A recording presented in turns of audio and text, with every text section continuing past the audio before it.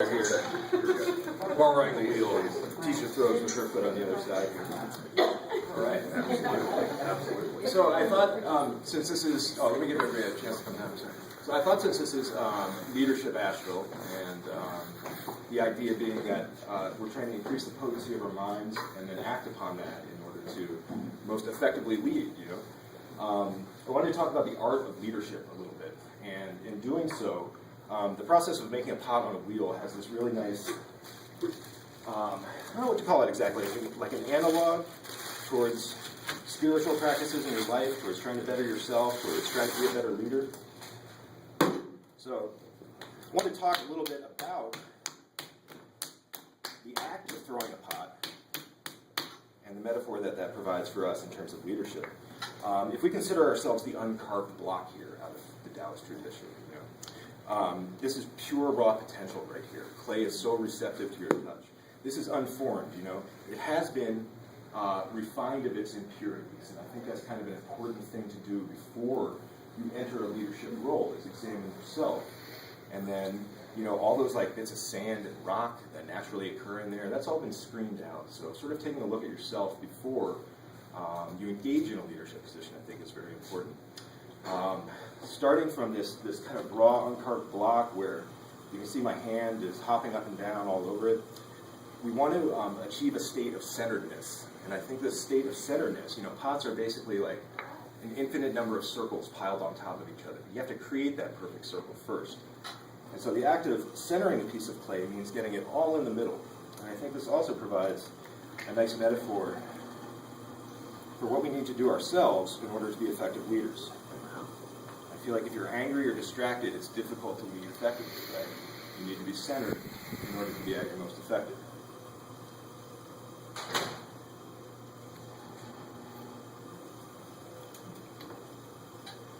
Breathing is very important to that process. I've noticed in my study of religions, and I sort of focused on what was common in all religions.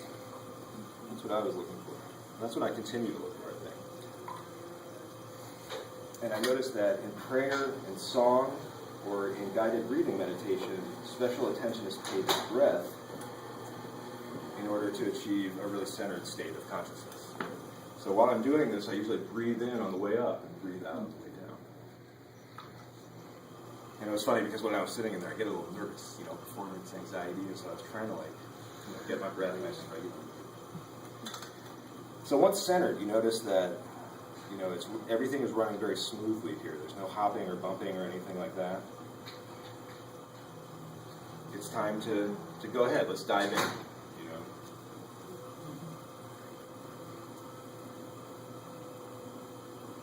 When you dive in, it's kind of a calculated move. You haven't done this haphazardly.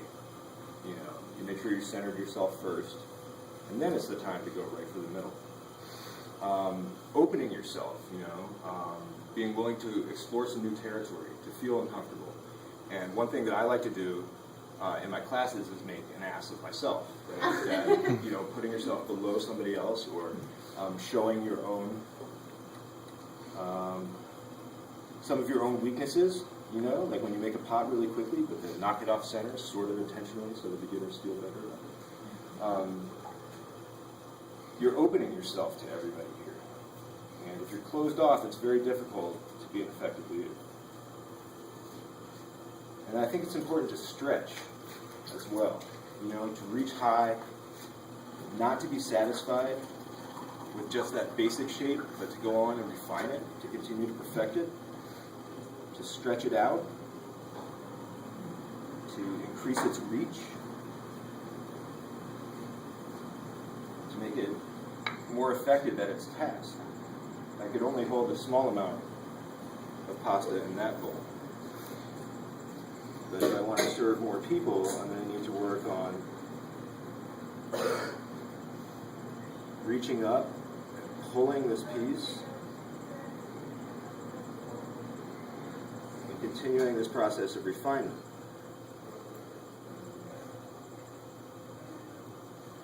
And it may not happen all at once, just like this pot. You notice that I do a couple of passes or a couple of pulls. usually do 3 to 5. Sometimes if you try and do too much all at once, it kind of backfires, you know.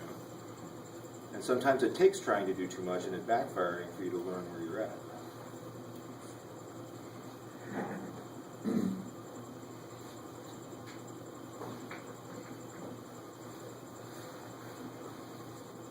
So trying to maintain that centeredness the whole way through.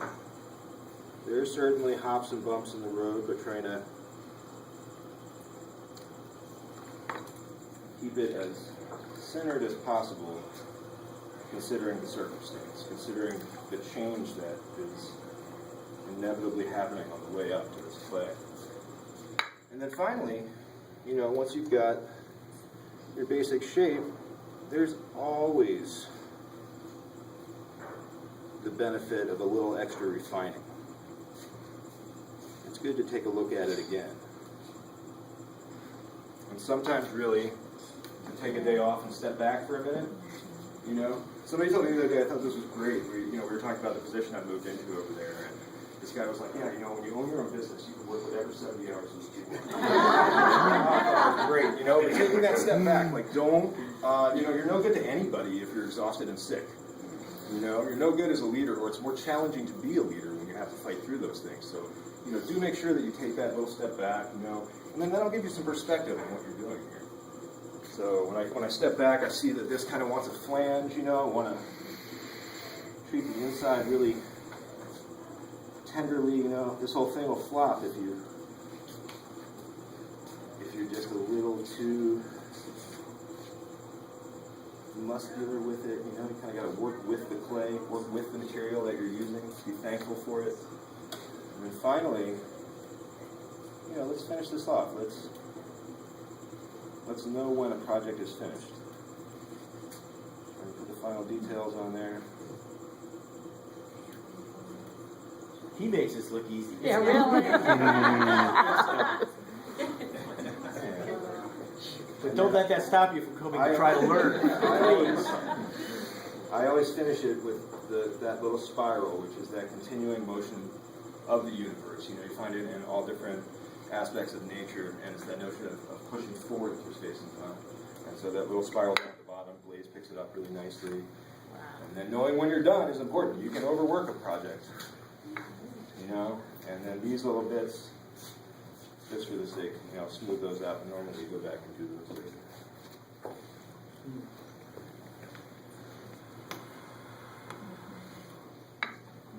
And then from here, there's a little further process of refining that happens tomorrow. You flip it over and you turn it like a wood turner does to carve out the foot, let it dry, and then it's time to trial by fire after that. You know, that's putting it out in front of the public. It has to go through 2,000 plus degree firings.